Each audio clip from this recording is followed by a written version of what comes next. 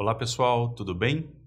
Antes de ingressar na análise dos instrumentos do Estatuto da Cidade, é muito importante nós entendermos o conceito de vazio urbano. Isso porque esse conceito é um pressuposto para a aplicação de alguns instrumentos que estão previstos no Estatuto da Cidade. Vejam essa figura. Aqui nós temos um município brasileiro e eu circulei para vocês várias áreas desse bairro, nesse município brasileiro, que não tem edificações.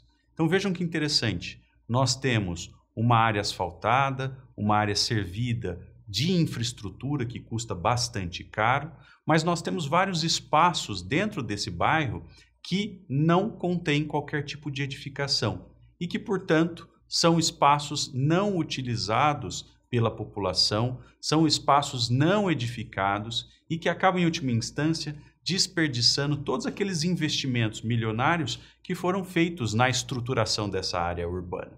Então, isso que nós temos aqui nessa foto é uma representação do conceito de vazio urbano. O vazio urbano nada mais é que uma parte do tecido urbano que não tem edificação, não tem utilização e acaba gerando um problema do ponto de vista urbanístico, tá certo? Então, vazios urbanos, repetindo, são áreas urbanas não parceladas, não edificadas e não utilizadas na prática.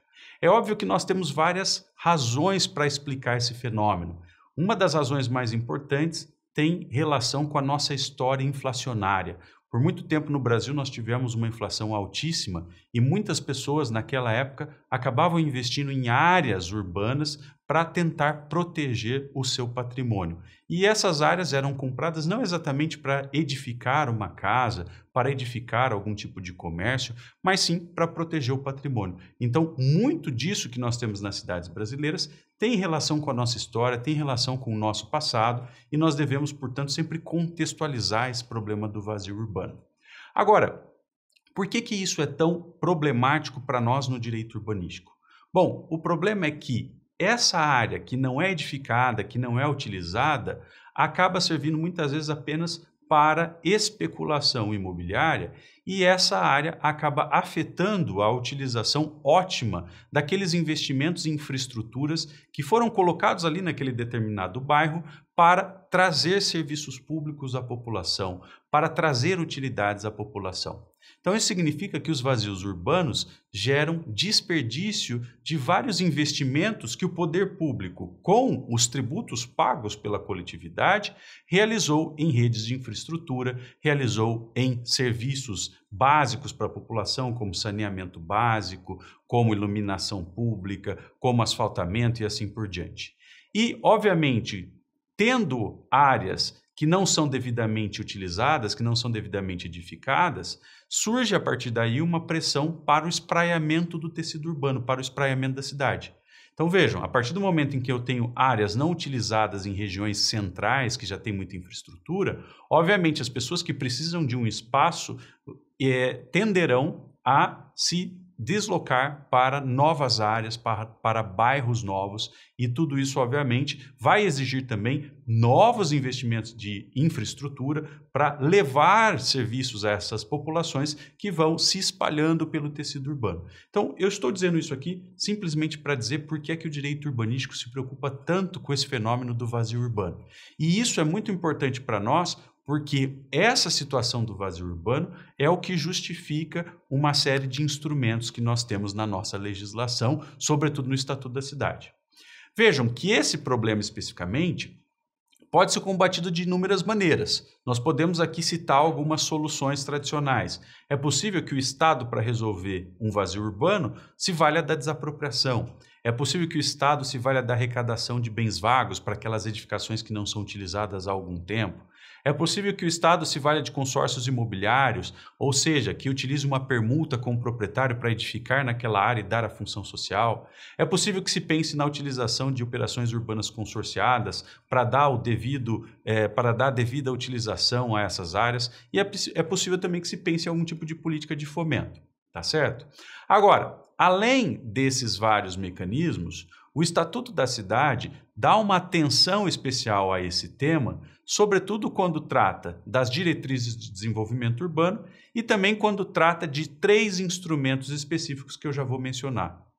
Vejam, quando nós pegamos o artigo 2º que trata das diretrizes, diz o artigo 2º que cabe ao poder público ordenar e controlar o uso do solo urbano para evitar, entre outras coisas, a retenção especulativa de imóvel urbano que resulte na sua subutilização ou não utilização. Então vejam que interessante, o Estatuto não fala de vazio urbano com essas palavras, mas diz claramente que o Estado, que o poder público, sobretudo aqui no município, deve utilizar ferramentas para evitar a retenção especulativa de imóvel urbano, o que, como eu já falei para vocês, acaba gerando desperdício de investimentos públicos, sobretudo em infraestruturas e serviços, tá certo? E também diz o Estatuto da Cidade que o poder público deve criar ferramentas para evitar a deterioração das áreas urbanizadas. E muitas vezes esses vazios urbanos colaboram bastante com a deterioração de áreas urbanizadas, por isso que eu menciono aqui esse dispositivo, tá certo? Agora, quais são as 3 ferramentas principais que o Estatuto da Cidade dedica para que o poder público municipal possa resolver esse problema? Bom, aqui, pessoal, nós vamos entrar nessa tríade de instrumentos. Nós vamos falar, em primeiro lugar, do instrumento do parcelamento ou edificação compulsórios. O Estatuto da Cidade prevê que o município pode obrigar o proprietário do imóvel que não cumpre a sua função social a parcelá-lo ou a edificar nessa área, tá certo? Não funcionando o Instituto do Parcelamento ou Edificação Compulsórios, é possível que o Poder Público Municipal utilize a figura do IPTU progressivo. E não funcionando o IPTU progressivo, em terceiro e último lugar, o Poder Público Municipal pode se valer da desapropriação sancionatória urbana com pagamento em títulos da dívida pública. Então vejam que esses 3 instrumentos que eu comentarei nas próximas aulas em detalhes e de maneira individualizada, esses 3 instrumentos têm relação muito direta com o combate ao descumprimento da função social da propriedade urbana e também com a figura dos vazios urbanos que eu mencionei aqui. Agora, antes de nós terminarmos, tenham em mente que esses 3 instrumentos devem sempre ser utilizados nessa ordem.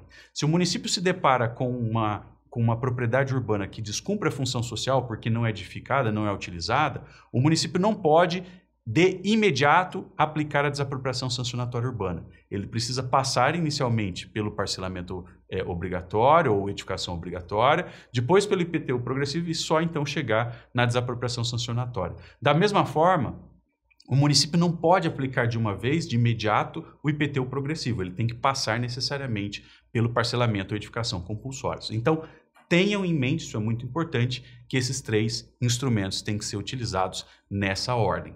Tá certo? Então, na próxima aula eu vou começar a comentar cada um deles. Um grande abraço e até a próxima.